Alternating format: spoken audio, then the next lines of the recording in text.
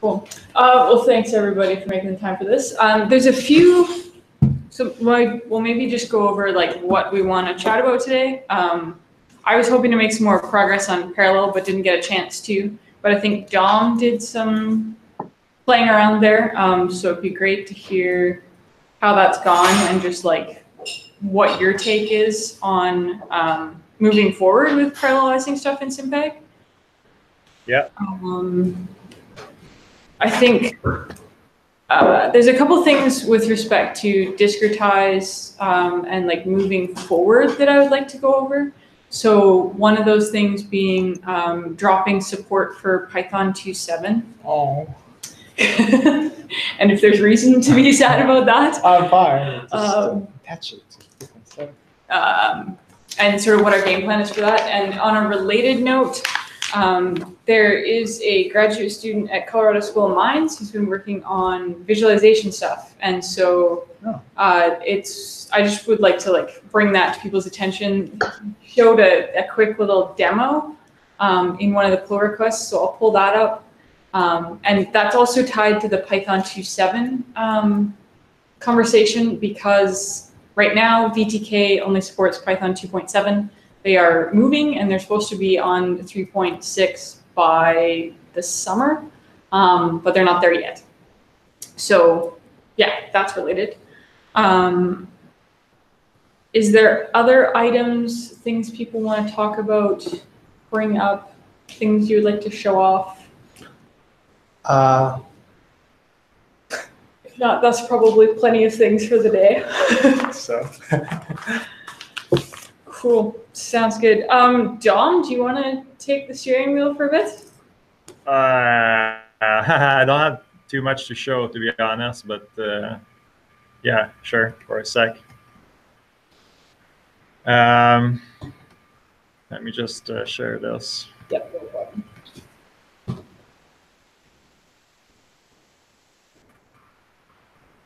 Point is that Lindsay example, so that you guys see this. It's pretty small. I do see your screen. Are you there? Yep. Small. That's a small. That's better. Okay. The idea is that we're doing the tile inversion. We were talking about that last week, right? Oh yeah, I started using the new viewer, which is pretty epic. Oh, cool.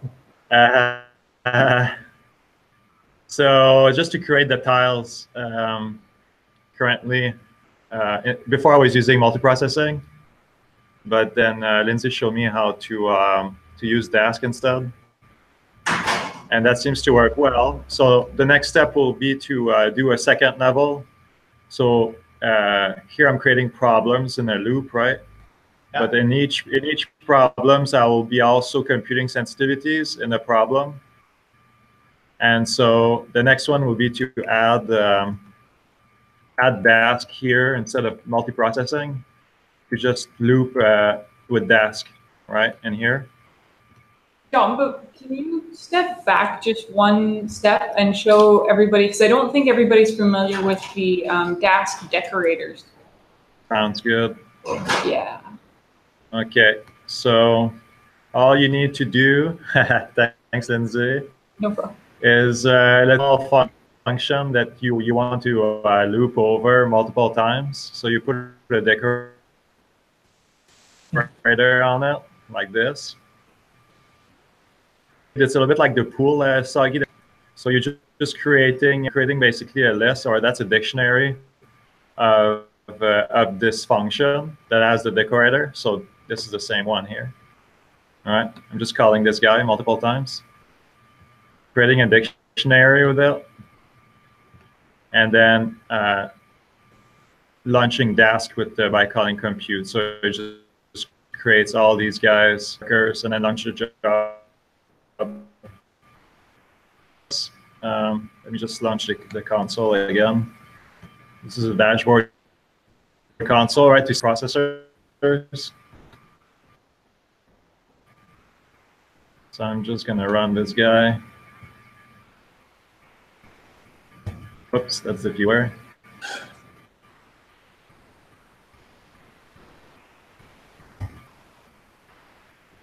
are gonna, if I look at my processors, all right, so I only asked for 3 workers, so I'm running like a fraction of my cores, but that's the idea. I guess it's done now. Oh, it crashed. Yeah, probably with the video. One quick thing just to bring to people's attention here, and this is something we'll have to just explore a bit. So last week, Soggy presented Dask and showed the futures approach. And so the futures approach actually computes as things are asked for, whereas the Dask.delayed, so if you see the way that Dom's done this, lines 73 through 76, nothing actually happens in those lines, like nothing's computed. It is just like setting up basically all of the infrastructure to perform the computation. So Dask builds the graph, they call it, and so this is something that we'll have to look into a bit more, but basically builds how it's going to perform the computation. And then in line 78, when Dask.compute is called, that's when everything is actually run. And so I think that this is going to end up being important when we do multiple levels of parallelization, because then it will go through and actually create the graph first and then execute it rather than executing it as it goes. Yeah, and my hope is that, so you see right now, like in the problem, I'm assigning different number of workers, right? And my hope is that if we use Dask all the way through, is that we'll just be able to allocate the maximum number of workers at all levels, and it will figure out how to optimize it, right? So we don't need to worry about over allocating processors. That makes sense? Yeah, yeah. So I would be able to do like 8 processors here, and then 8 processors here, and then Dask will figure out like how to split it up. So I'm not trying to use like 64 processors, you know. I'm not sure. Like it depends upon how you're doing it, because like what do you do with NCPU 8 in the problem class in line 50? Is that like are you like that just? This is sensitivities, right? Can you repeat again? Sorry, I spoke over you. So what that NCPU 8 does, is that like just for sensitivity computation?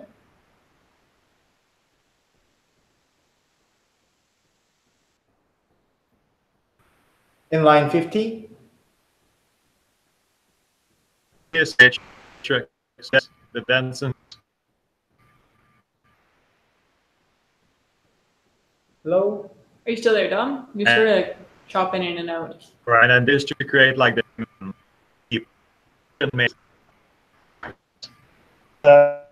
okay.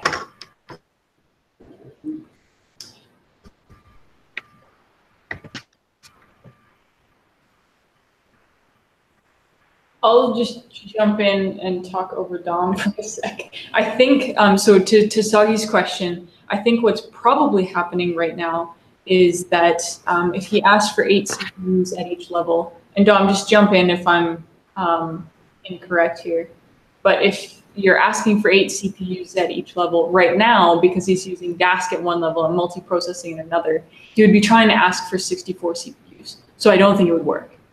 But if we use Dask.delayed, I think that there is a way to basically say, I have 8 CPUs, here's all the stuff that I need parallelized, make it happen. And so that should be, when Dask computes the graph, that's what it should be doing. Yeah, so I think if you switch that to Dask, if that like multiprocessing part with Dask, maybe that's might be the case. I'm not like totally sure, but maybe. Yeah, that's the hope. Can you hear me? Am I back? Now we can, yes. Okay, I wired in. Well, that's good. So yeah, that's exactly right, Lindsay. That's the hope, is that we don't have to worry about over allocating. Dask will just handle that for us. That's the hope. But Dom, what's actually happening now? So you ran it. Like what's happening? So like you have levels of parallelization at the moment, like what's actually happening? Is that really using 64 threads or? Well, I don't have 64 threads, right? So it's kind of slowing it down because it starts to conflict. So in order to be able to max my resources properly, I would need to do like a 4 here, let's say, and a 2, like a multiple of 8. So I have to manually change that, right? Okay, I see.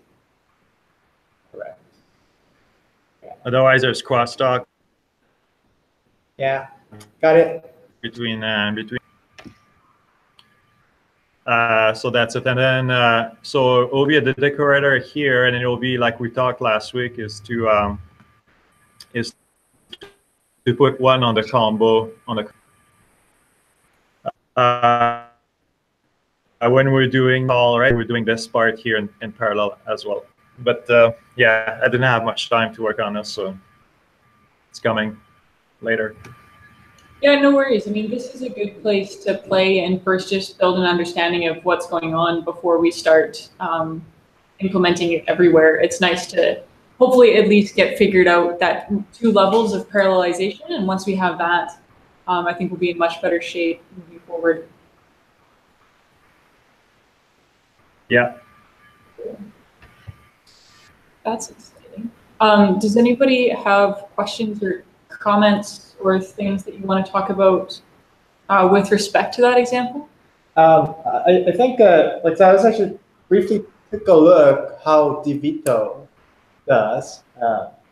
So I think that it's using Dask, it's nice in very abstract level, but in very low level parallelization, like for you, the sensitivity computation, for instance, it seems like people are using like kind of low level like parallelization, like MPI, and then use the Dask at a very like a top end to run a whole bunch of them.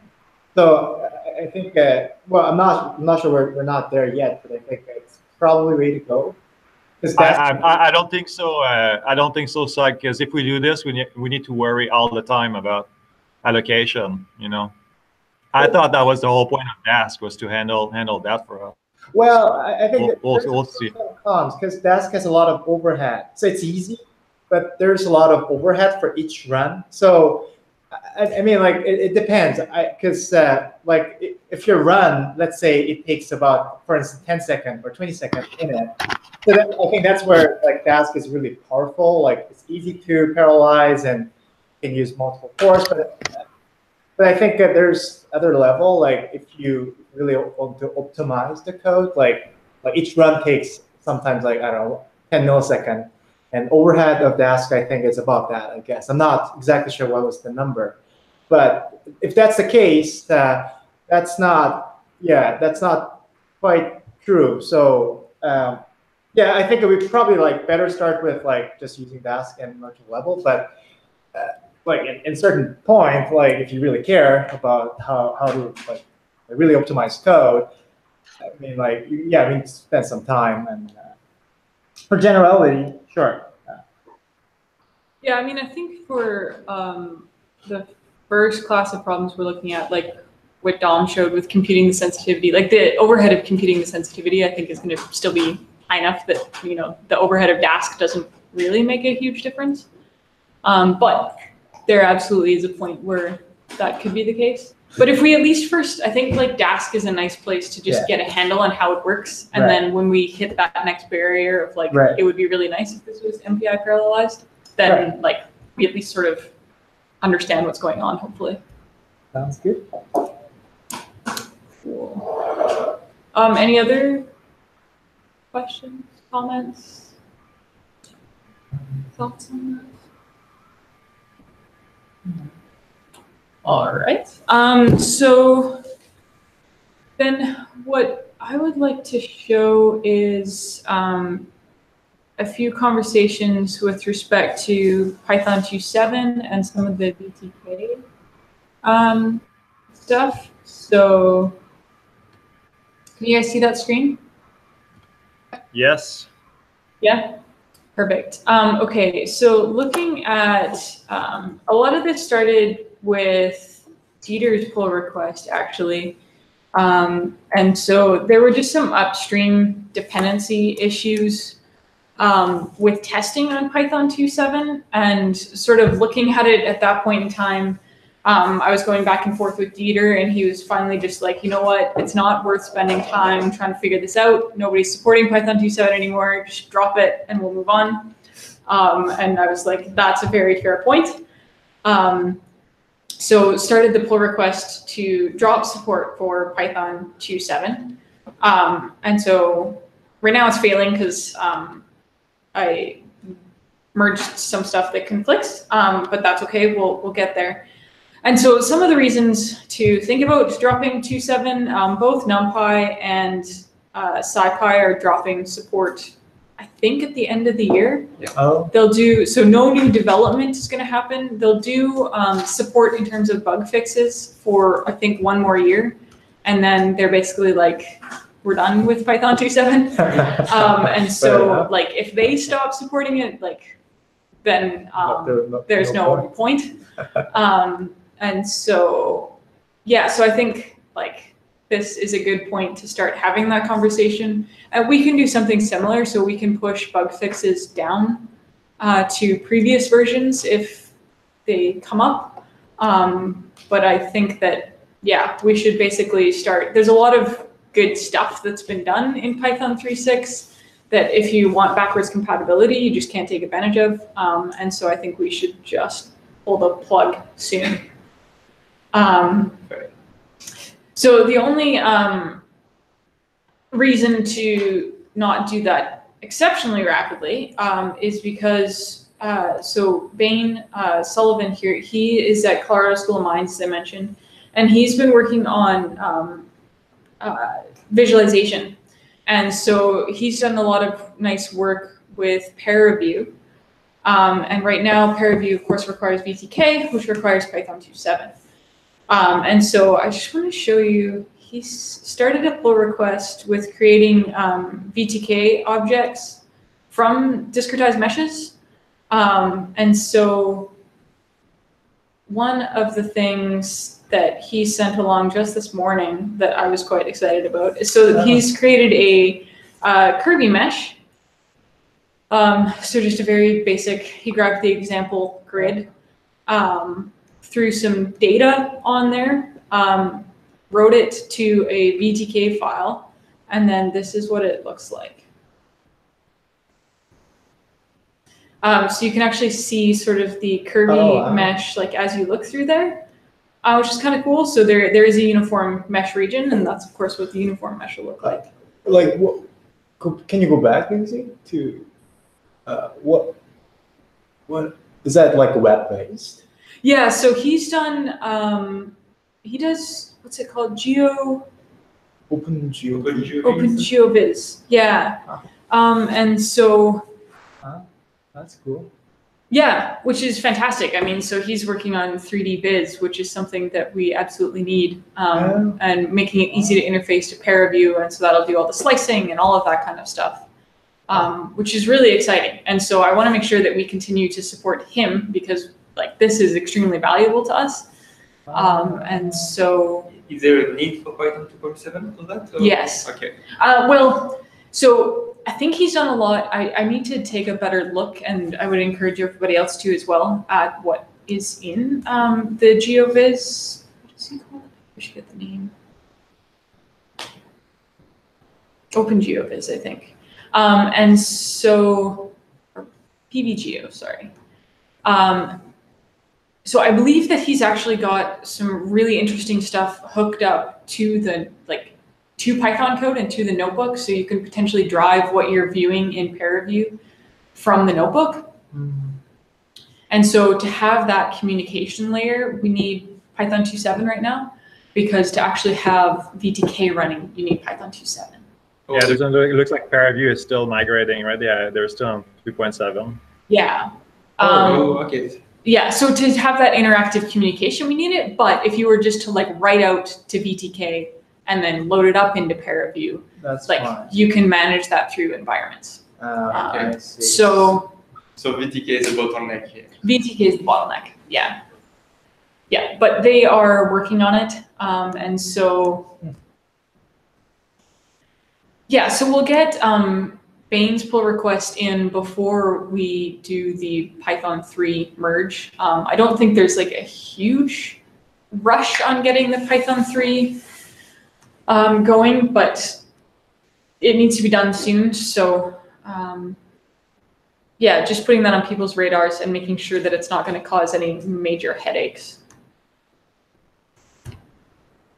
Are there any questions, thoughts? That's actually good.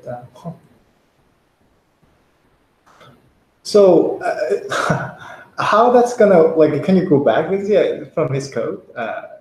So are we still using the Python, and then it'll be interactive with the Python code, so it can pop up ParaView with the Python script or something like that? Is that how that's gonna work? Or I believe so. The example, he was still writing VTK. Yeah, well, in the example he wrote to VTK, but I believe that he's actually got, so let's just a sec. Yeah, so the biggest thing is I don't know if it's, so I believe, go ahead, Don. I don't think it's two-way. I think it's just a write-out. oh, it's a write-out. Well, I don't actually think so, because here he's saying still having Python 2.7 would allow him to make PV-geo algorithms that call back to discretize. Yeah. So that would be two-way communication. Otherwise, like we had the capability with the previous stuff. So yeah, it seems like there should be some sort of interactive component. Yeah. But were you able to write out? I've only always exported to VTK like a tensor mesh. So did you have the curvilinear mesh? No, I'm not sure. I'm not sure about that. But yeah, tensor mesh. That's what I have tried, but not other stuff. Yeah. So I believe that there should be two-way communication between the viewer and the Python code, from what he's done. But that is just my first look at this. So. Okay, I see. Cool. Yeah, so check it out. And if you guys have questions for Bane, feel free to jump in on the pull requests and see if we can get some other examples and stuff like that going. Just to check, is that if I'm using the Python 3, is that still going to work? Just writing out? You should be able to write out to BTK. So the code to write out is fine. I think, but that might not actually be true. We can check. Yeah, we can check. So we can check. Yeah. Cool. Okay. At least before that pull request, when you were writing to VTK in Python 3.6, you were still able to read it in ParaView. Okay. Yeah. So then we should be able to write out from whatever Python and read it in, but that will not give you two-way communication. All right. Cool. Okay. I don't think there's anything else we need to go over there. I just want to pull up SimPEG. And so, obviously, if we're dropping 2.7 support in discretize, it makes sense to think about doing the same thing for SimPEG. There's a couple things I would like to chat about and get people's opinions on. So Dieter added just some comments to the big picture and in our documentation. And so I would appreciate if a few other people just took a look and chimed in. I think it's a nice addition, but of course this is sort of changing some of the scope and wording and all of that. So take a look, give a thumbs up if you're happy with it. Yeah, I gave a look, but I didn't have very strong opinion on it, so for me it was fine. But okay. I didn't have much to say about it. Yeah, cool. So take a look. If you like it, add a thumbs up, and then if we get a few and there's no sort of edited or suggestions, then we'll merge that in.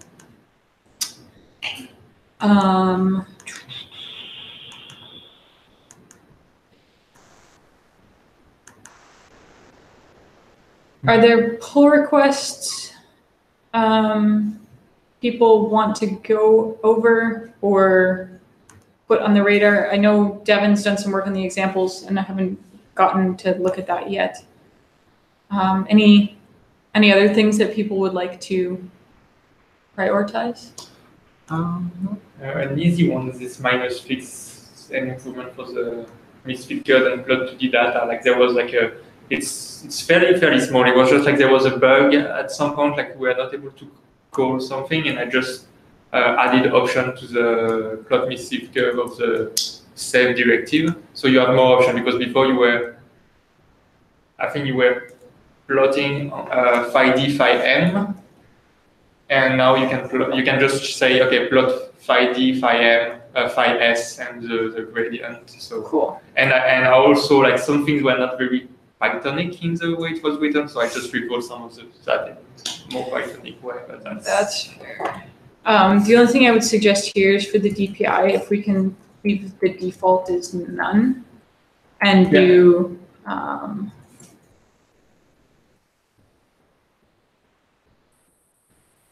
cool. Okay. So it's a small one, but yeah, it's just like small bug fix and then adding more option. Cool. Okay.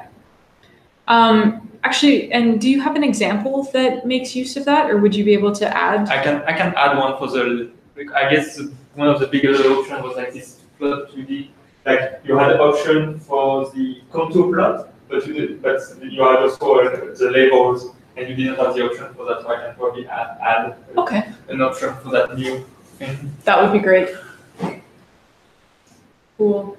The other one that I would appreciate some input on here, I've added some derivatives for DC. So I added electric fields and currents. I also added charge density to a lot of the fields objects.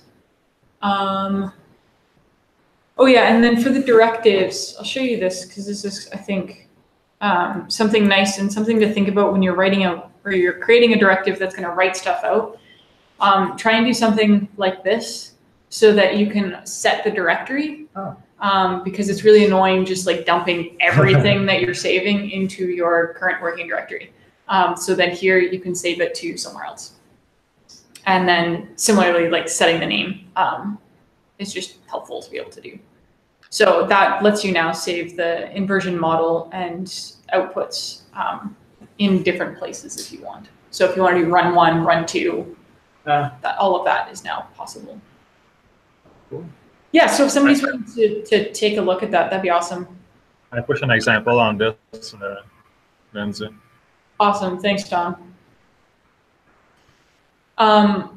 One more quick thing. This sort of concerns, I think, Gutney probably the most, but I would like to just bring it up to everybody. So the simulation stuff, I started playing around with some ideas a while ago, but the code base has like moved beyond where that pull request is. So I would actually like to like abandon this pull request and start fresh. Mm-hmm. I think that's easier than trying to merge changes onto that. Are there any concerns with that? Okay. I think, but the simulation class ID is still great. Yeah, it's still happening. It's still happening. Yeah. But just need to restart. Yeah. Okay. Exactly. So I think I'll try and ping Gutney on that because he actually strapped onto this pull request before it was sort of ready. So some of his development has changed, but I don't think it's too systemic. So yeah, we can go from there. Cool. Anything else with respect to like SimPEG pull requests that people want to go over?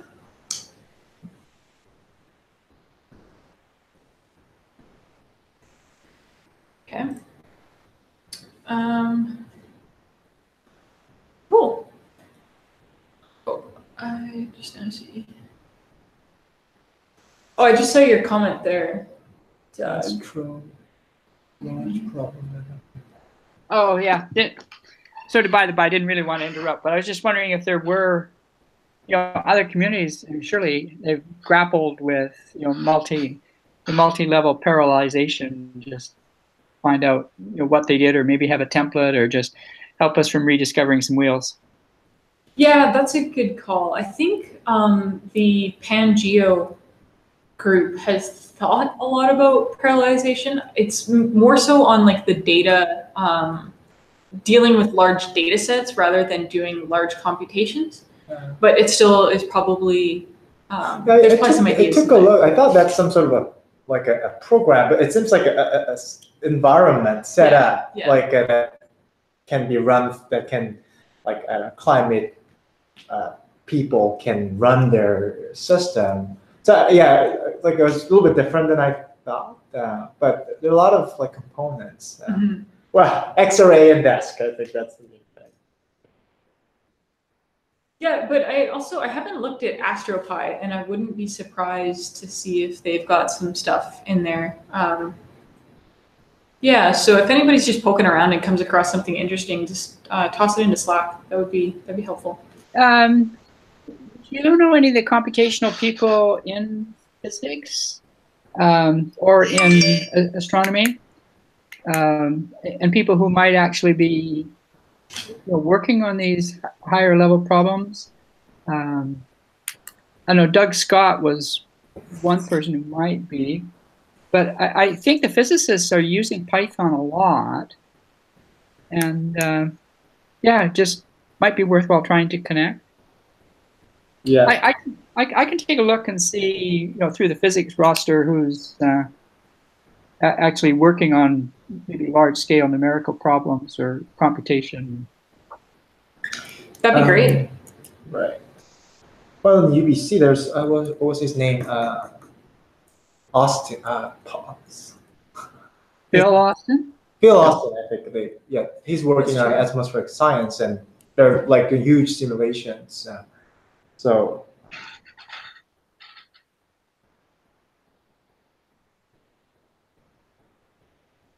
Yeah, that sounds good.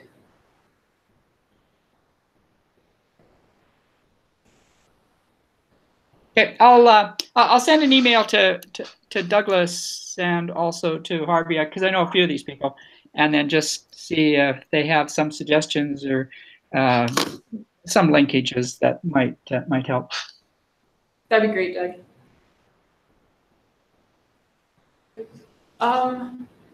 Anything else? I got a quick question to John. So John, John wrote that some sort of I/O that can read in their a .ds data set into a SimPEG survey class and stuff. Did you push that into SimPEG processing? I cannot see that. So is that? Oh, John, we can't hear you.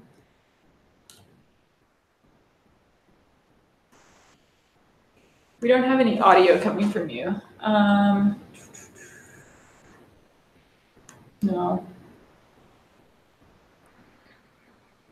No? Oh, now we can. Now we can. Yep. Oh. You got me now? Okay. Yeah. Might be a bit noisy in here, but yeah. Sorry. It should be under my branch. No? In your branch. I see. Yeah, I haven't merged anything into the master side yet. I just push everything onto my branch. Oh, I see. So that's DCIP SimPEG. Is that correct? Yeah, that's most of the tools there that I'll have. And did you fix the stuff that I mentioned? Like it's inconsistent. That number of data that you output as a DC and IP are inconsistent and. Yeah, well, the thing is because they're QC'd separately, so you're not going to have as many IP points as you will your resistivity. Oh, I see. Yeah, so it's only the good data that's going in. Yeah, they're pretty much handled as two different data sets in that sense. Oh, okay. So in your code, there's some matrix to figure that out. Is that correct? Or yeah, so if you look at the data file, we have a column for each one, a reject column. It'll say either accept or reject. So the code just goes through our database and outputs the SimPEG survey class as just the accepted ones. But let's say now, then I need some functionality to. Mind if I just wheel them down the hallway and just don't work another day in my life? Pull the Sorry, Soggy. Yeah. So then, like, let's say if your number of DC and IP data are different, I need some way to compute the geometric vector for each of them, right?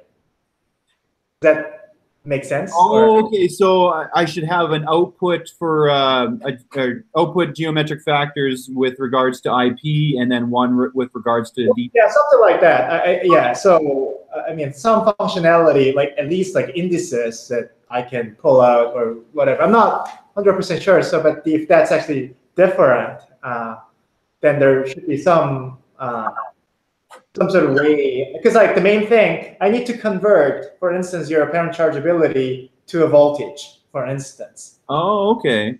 So, I mean, if I don't have that information about like geometric factors or apparent resistivity, although that's nulled out, I cannot convert that into a format that like SimPEG would invert.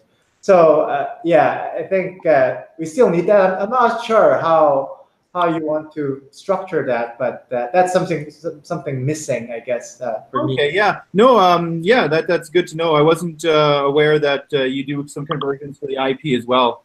So yeah, I'll just make a little bit of an IO, make it a little bit smarter so that it'll tell which one that you can request which one that you're looking for.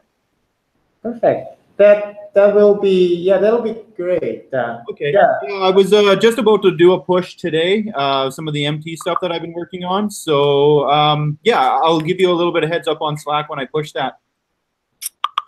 Oh, and for MT stuff, what's where are you like working on? Like, is that still in the SimPEG processing? I haven't pushed anything to SimPEG processing yet, just because I've been playing around in the last little bit here. But I finally have.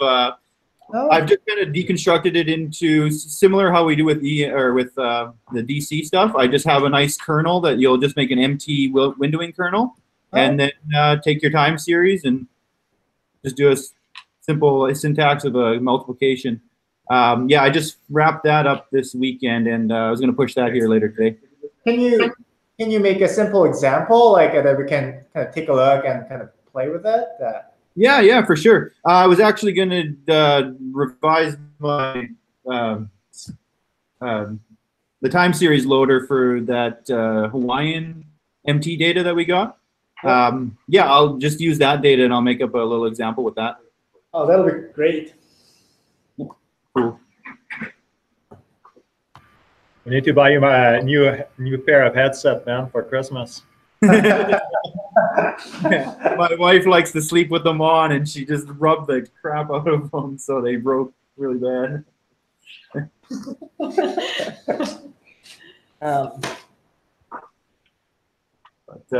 yeah, I will. I'll get most of that updated out to you by the end of the day, there, Soggy.